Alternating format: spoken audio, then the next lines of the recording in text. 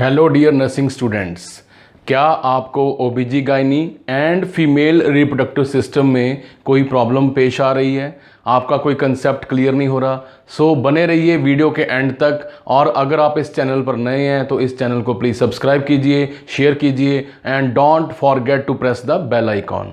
Now we will discuss in this video lecture about the female reproductive system। तो हमें पता है कि फीमेल रिप्रोडक्टिव सिस्टम जिसको हम अपनी वीडियोस में, अपने लेक्चर्स में FRS as a short form जो है लिखेंगे, जिसको यूनिवर्सली एक्सेप्ट किया जाता है। इसमें अंदर हम जो है female reproductive parts like essential organs and accessory organs. जब हम बात करते हैं एसेंशियल ऑर्गन्स की, यानी कि फीमेल रिप्रोडक्टिव सिस्टम के सबसे इम्पॉर्टेंट ऑर्गन की, तो आपके अकॉर्डिंग सबसे important organ in the female reproductive system कौन सा है? Is it uterus, is it fallopian tube या फिर ovary? Yes, it is ovary. तो आज हम जो हैं सबसे पहले जो है वो एसेंशियल ऑर्गन ओवरी के बारे में डिस्कस करेंगे। So before we start our lecture, हमें ये भी पता होना चाहिए कि हमारा FRS जो है फीमेल रिप्रोडक्टिव सिस्टम, इसका सबसे इम्पॉर्टेंट जो काम है वो क्या है? वो दो काम हैं, please note it down. To nourish the ovum and to receive the sperms. इन दोनों मेल एंड फीमेल गैमेट्स को जो है आपस में मिक्स करने के बाद, आपस में जो है फ्यूज़न के बाद, जुड़ने के बाद, जैसे ही जाइगोट बनता है और up to the completion of the pregnancy तक जो है इसको सपोर्ट करने का काम जो है हमारा फीमेल रिप्रोडक्टिव सिस्टम का काम होता है। हालांकि ये बात और है कि बेबी के बर्थ के बाद उसको ब्रेस्ट फीड करना, उसकी केयर करना और उसको एक अच्छा सिटीजन, एक अच्छा इंडिविजुअल बनाना भी मदर का जो है रोल है, जिसको इग्नोर नहीं किया जा सकता। बट फिलहाल हमारा जो टारगेट है that is to understand the one of the most important essential organ of the female reproductive system, that is ovary. तो बेसिकली ओवरी जो है हमारी फीमेल रिप्रोडक्टिव सिस्टम में, ये कहाँ पे प्रेजेंट है? Obvious, it is present in the pelvic cavity. तो पेल्विक कैविटी में ये हमारी जो ओवरी है, it is for example this is pelvic cavity and having the structures like this. और इसके अंदर पेल्विक इनलेट के अंदर यहाँ पे हमारा जो यूट्रस है वो प्रेजेंट है। यूट्रस के साथ फ्लोपियन ट्यूब्स कर्व लेती हुई, इसी के साथ मुड़ती हुई यहाँ पे प्रेजेंट है। और हमारा जो अंडकोश है, अंडकोश बोला जाता है ओवरीज को हिंदी में, यहाँ पे ओवरीज जो है suspensory ligament, please note it down, suspensory ligaments के साथ जो है बीच में लटक रही है, हैंग्ड है, और सपोर्टिंग स्ट्रक्चर्स जो हैं इसको सपोर्ट जो है वो करती हैं। तो इसके अगर हम अनाटॉमिकली साइज़ की बात करें, अगर हम इसके अनाटॉमिकल साइज़ की बात करें तो इसके साइज़ जो है, उस नॉर्मल साइज़ जो है हमारी फीमेल्स में ओवरीज का, it is 2 to 5 centimetre, 2 to 5 centimetre long. ठीक है जी, अगर इसकी लेंथ की बात करें it is 2 to 5 centimetre long. And what about the width?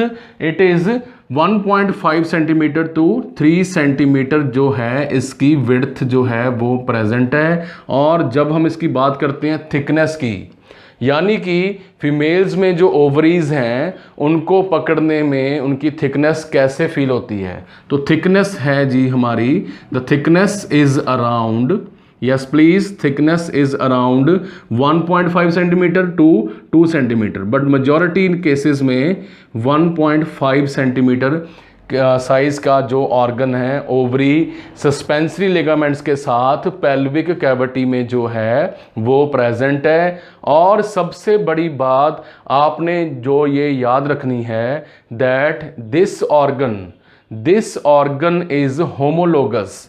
तो होमोलोगस का मीनिंग क्या होता है? होमोलोगस ऑर्गन है।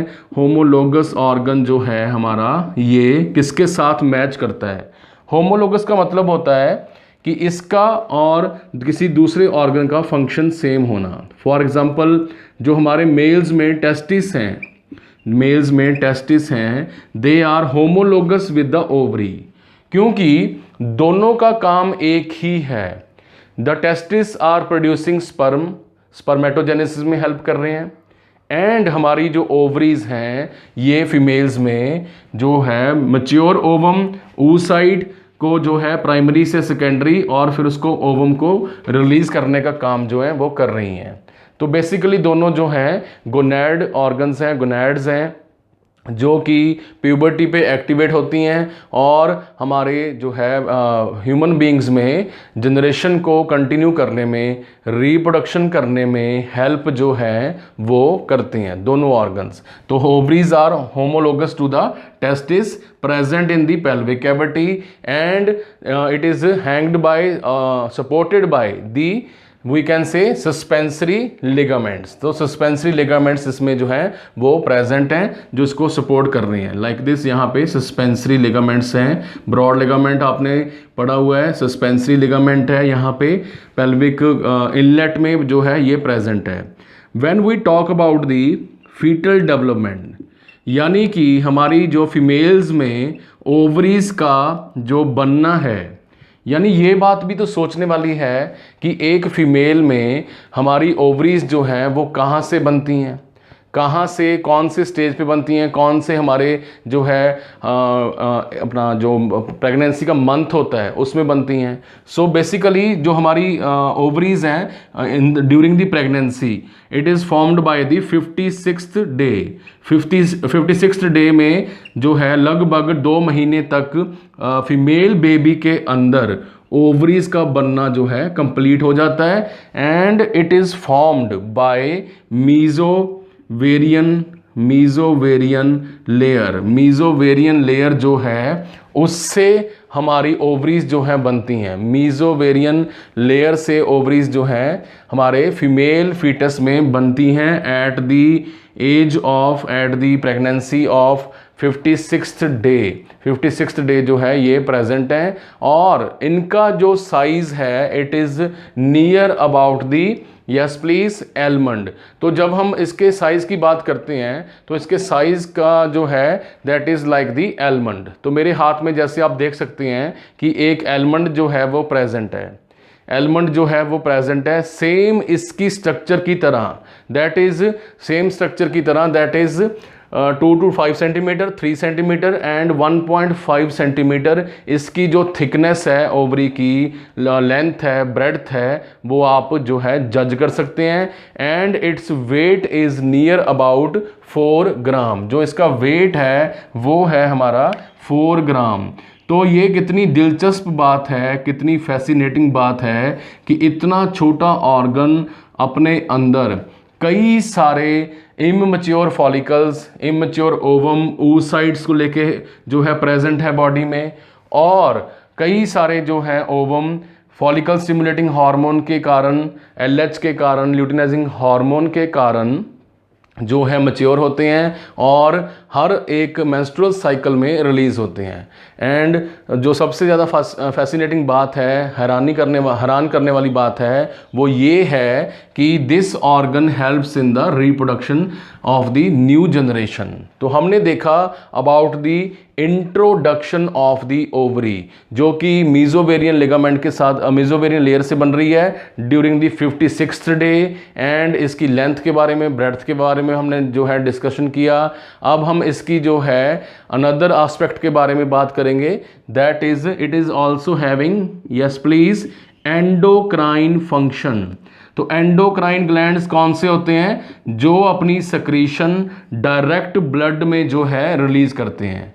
तो इसके अंदर आ रही हैं हमारी ओवेरियन आर्टरीज, यहाँ पे OA लिख रहा हूँ मैं, तो ये ओवेरियन आर्टरीज आ रही हैं एंड ओवेरियन वेन्स जो हैं वो आ रही हैं। ठीक है, हाइलम के थ्रू, एक छोटे से होल के थ्रू ये ओवेरियन आर्टरी, ओवेरियन वेन जो हैं अंदर एंटर कर रही हैं। सो व्हाट डिड वी सी, हमने क्या देखा कि हमारा जो ओवरी का स्ट्रोमा है, ये पार्ट है स्ट्रोमा, जो मैंने ग्रीन स्ट्रक्चर से आपको दिखाया है स्ट्रोमा। ये ओवरी का स्ट्रोमा जो है, इसका मिडल पार्ट जो है ओवेरियन मेड्यूला, यहाँ पे अगर हम जो है एम लिखें बड़ा सारा, तो this is the ovarian medulla part. तो ओवेरियन मेड्यूला पार्ट जो है वो रिलीज कर रहा है हमारा एंडोक्राइन फंक्शन के under, that is yes please estrogen hormone. तो ईस्ट्रोजन हार्मोन जो है हमारा फीमेल्स में किसके लिए रिस्पॉन्सिबल है? For the female characteristics. Female body के जो करेक्टरिस्टिक्स होते हैं, जैसे कि सॉफ्ट स्किन होना, ठीक है जी, हमारे जो है फैट का डिपॉजिट होना in the breast area, in the thighs area, in the हिप्स area, और उनकी जो आवाज़ है वो हाई पिच की होती है। फीमेल्स के अपने एक पर्टिकुलर जो है फीचर्स होते हैं, ठीक है जी।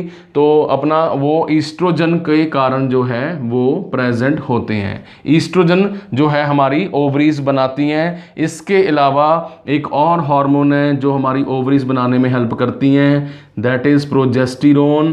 प्रोजेस्टेरोन हार्मोन भी जो है वो हमारा फीमेल्स में आफ्टर द प्यूबर्टी जो है वो कौन रिलीज कर रहा है जी? यस प्लीज, प्रोजेस्टेरोन हार्मोन जो है वो हमारा कॉर्पस ल्यूटियम जो है वो रिलीज कर रहा है। Please note it down, corpus luteum hormone हमारा प्रोजेस्टेरोन को रिलीज करता है, और ईस्ट्रोजन जो है it is released by the medulla part of the ovaries. Medulla part of the ovaries से हमारा ईस्ट्रोजन जो है रिलीज होता है। सो हमने देखा कि कैसे हमारी जो फीमेल रिप्रोडक्टिव सिस्टम है उसका सबसे एसेंशियल, सबसे इम्पॉर्टेंट ऑर्गन है दैट इज ओवरी। एंड कब इसकी थिकनेस के बारे में, इसके साइज के बारे में हमने डिस्कस किया। हमने इसके होमोलोगस ऑर्गन की तरफ देखा, be it is having same function and structure like testis. And the foetal development में 56th डे जो है अपनी ओवरीज फीमेल्स में बन चुकी होती हैं। एंडोक्राइन सिस्टम के under they are releasing yes estrogen and progesterone. Anybody having any doubt till now? No doubt, should we move further? Okay, तो इसके बाद अगर हम डिस्कस करें इसके हमारे अनदर फंक्शंस के बारे में, तो हम देखेंगे that is the outer most layer of the ovaries. ये वाली जो लेयर है इट इज कॉल्ड कैप्सूल। इसको कैप्सूल भी बोला जाता है। कैप्सूल और कहाँ कहाँ पे प्रेजेंट है हमारी बॉडी में? यस, स्प्लीन में कैप्सूल प्रेजेंट है, लिम्फ नोड में कैप्सूल प्रेजेंट है, किडनीज में हमारा जो है वो कैप्सूल प्रेजेंट है। उसी तरह इसकी आउटर मोस्ट स्ट्रक्चर को कैप्सूल जो है वो बोला जाता है। और ये वाइट कलर की है, सेम लाइक दी, जैसे ही हमने अभी देखा, सेम लाइक दी टेस्टिस। सो इसकी आउटर मोस्ट लेयर को ट्यूनिका एल्बुजिनिया, ट्यूनिका एल्बुजिनिया जो है, एल्बुगिनिया दोनों वर्ड्स जो हैं वो सही हैं बोलने में। ट्यूनिका एल्बुजिनिया जो है इसको बोला जाता है क्योंकि ये भी वाइट कलर की है कैप्सूल लेयर, और मेल्स में टेस्टिस में भी tunica albuginea white connective tissue की बनी होती है। तो वाइट लेयर जो है हमारा that is tunica albuginea. Tunica albuginea जो है इसको बोला जाता है। अब प्लीज बहुत ध्यान से सुनिए, कई बुक्स में इसको जर्मिनेटिव लेयर भी बोला जाता है। कई टेक्स्ट बुक्स जो है हमारी, ठीक है जी, जर्मिनल लेयर, जर्मिनल एपिथेलियम भी इसको बोलते हैं। बट जर्मिनल का मतलब होता है कुछ न्यू प्रोड्यूस करने वाला। जर्मिनल का मतलब होता है कुछ न्यू प्रोड्यूस करने वाला। तो क्या हमारी ओवरीज कुछ न्यू प्रोड्यूस कर रही हैं? हम खास तौर पे हमारी जर्मिनल लेयर कुछ भी न्यू प्रोड्यूस नहीं कर रही। तो ये जो वर्ड है जर्मिनल एपिथेलियम, ये थोड़ा सा मिसलीडिंग वर्ड है, यानी कि गलत है अपनी जगह पे, ठीक है। हमारी जो ओवरीज हैं फीमेल रिप्रोडक्टिव सिस्टम में, ये इसकी हमारी जो कैप्सूल लेयर है, हमारा जो जर्मिनल एपिथेलियम लेयर है, ये कोई भी न्यू चीज़ नहीं बना रहा, कुछ भी नया नहीं बनाता, इसलिए इसको जर्मिनेटिव कहना पुराने टाइम से चलता आ रहा है तो शायद इसलिए बोलते हैं, ठीक है, कोई भी न्यू प्रोड्यूस नहीं हो रहा, बट इसके जो है आउटर पार्ट को कैप्सूल भी बोलते हैं, जर्मिनल एपिथेलियम भी जो है वो बोला जाता है। Everybody clear about the germinal epithelial? Okay, तो इसके अंदर जो ये ग्रीन डॉट्स मैंने दिखाई हैं, ये ग्रीन डॉट्स दिखाई हैं, इसको ओवरी का टिश्यू भी बोलते हैं और स्ट्रोमा भी बोलते हैं, ठीक है, ओवरी का टिश्यू भी बोलते हैं और स्ट्रोमा भी जो है वो बोला जाता है, स्ट्रोमा, ठीक है। स्ट्रोमा क्यों यूनिक है, यहाँ पे स्ट्रोमा हमारा क्यों इंपॉर्टेंट है? स्ट्रोमा एक इस तरह का कनेक्टिव टिश्यू है, please note it down, stroma is a unique type of connective tissue, एक unique type of connective tissue है। ये सारा ग्रीन कलर वाला पार्ट जहाँ पे खाली खाली है, यहाँ पे है हमारी अबंडेंट, बहुत ही ज़्यादा अबंडेंट ब्लड सप्लाई। ओवरीज के अंदर आपने डियर नर्सिंग स्टूडेंट्स याद रखना है कि it is having abundant blood supply जो है इसके अंदर प्रेजेंट होती है, होनी भी चाहिए, क्योंकि जैसे ही प्यूबर्टी आती है तो वैसे ही इसको regular oxygen, nutrition and hormonal supply की ज़रूरत जो है वो होती है, जिसके कारण इसमें नेचर ने जो है वो अपनी क्या क्या चीज़ सप्लाई की है, स्ट्रोमा में ब्लड वेसल्स प्रेजेंट हैं। इसी तरह इस स्ट्रोमा के अंदर फाइब्रोब्लास्ट सेल प्रेजेंट हैं, फाइब्रोब्लास्ट सेल जो है प्रेजेंट हैं, कोलाजन जो है वो प्रेजेंट है। तो गवर्नमेंट एग्ज़ाम में, एमसीक्यू एग्ज़ाम में जो पूछे जाते हैं उसमें ये पूछ लिया जाता है कि स्ट्रोमा जो है ओवरीज का, आर यू लिसनिंग, हाँ, ओवरीज का स्ट्रोमा जो है उसमें क्या क्या प्रेजेंट है। तो कई बच्चे तो कंफ्यूज हो जाते हैं, जी हमारा फाइब्रोब्लास्ट क्या हुआ, ठीक है, और कोलाजन क्या हुआ, भाई ये तो हमें टेंशन दे रही है बात, सही है ना बात। तो हमने तो जी ओवरी के बारे में यही सुना है कि ovary makes ovum, ovary helps in the formation of secondary जो है हमारा ovum from the primary ovum. But MCQ में फाइब्रोब्लास्ट, कोलेजन कहाँ पे प्रेजेंट हैं, ओवरीज में प्रेजेंट हैं, और स्ट्रोमा जो है किसका पार्ट है, ओवरी का। इतने बेसिक क्वेश्चन भी बच्चे आंसर नहीं दे पाते तो सिलेक्शन नहीं हो पाती, ऑब्वियस सी बात है। क्लियर है जी? तो आपने प्लीज़ नोट करना है कि स्ट्रोमा में रिच ब्लड सप्लाई होती है, फाइब्रोब्लास्ट सेल प्रेजेंट होती हैं एंड कोलेजन सेल जो हैं वो प्रेजेंट हैं। इसकी आउटर मोस्ट लेयर को बोला जाता है tunica albuginea, yes tunica albuginea, germinal epithelial, जो कि कुछ भी न्यू जो है वो बनाने में हेल्प नहीं करती, जो कि एक मिसलीडिंग वर्ड जो है वो प्रेजेंट है। अब अगर हम बात करें इसके जो है फंक्शनल लेयर की, यानी कि कॉर्टेक्स एरिया, ये वाला जो कॉर्टेक्स एरिया है बाहर वाला, ये वाला जो कॉर्टेक्स एरिया है, इसमें प्रेजेंट हैं हमारे फॉलिकल्स, जिनमें क्या प्रेजेंट है हमारा, yes this is having immature, yes please immature, हमारे जो फॉलिकल हैं वो प्रेजेंट हैं, जो कि प्यूबर्टी के टाइम मच्योर जो हैं वो होते हैं। क्लियर है सभी को? Anybody having any doubt till now? No doubt. तो हमने देखा कि हमारा जो किडनी जो है हमारी ओवरी जो है उसका ये एरिया, ये वाला जो एरिया है बाहर वाला सारा, ये कॉर्टेक्स एरिया है, ओवेरियन कॉर्टेक्स एरिया।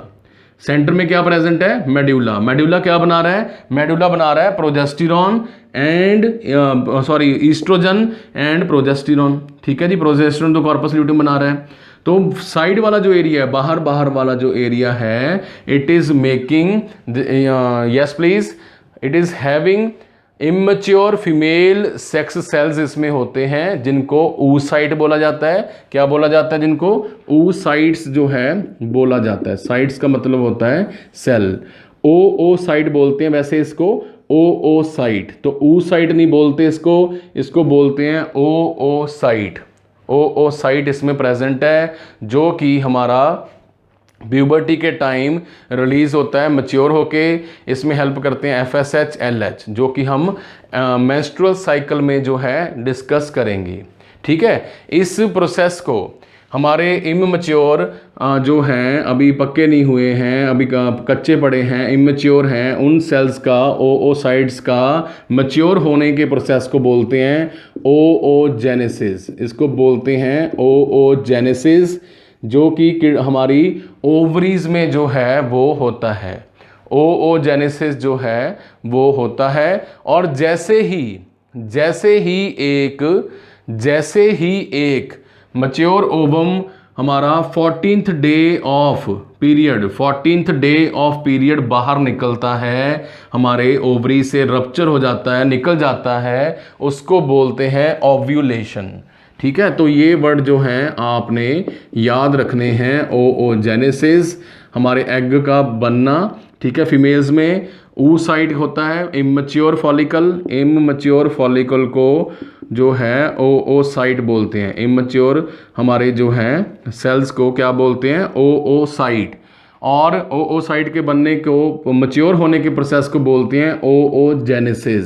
और इस प्रोसेस को बोलते हैं कंप्लीट बाहर निकलने को, ओवम के ओवरी से बाहर निकलने को बोलते हैं ovulation. So I hope that basic concept about the ovary जो हैं आपके क्लियर हुए होंगे और आपको जो है काफ़ी इसके अंदर जो है समझ आया होगा। In the next video we will discuss about the ovulation, menstrual cycle and what are the various other functions of the ovaries जो है हम डिस्कस करेंगे। So stay with us and keep subscribing, keep watching this video. If you have any doubt, any query regarding this video, feel free to ask in the comment section below. Please जो है next video को पक्का देखें, जिसमें हम ovaries की physiology यानी कि हमारी मेंस्ट्रुअल साइकिल जो है मेंसेस, उसके बारे में डिस्कस करेंगे। I hope this video had helped U a lot.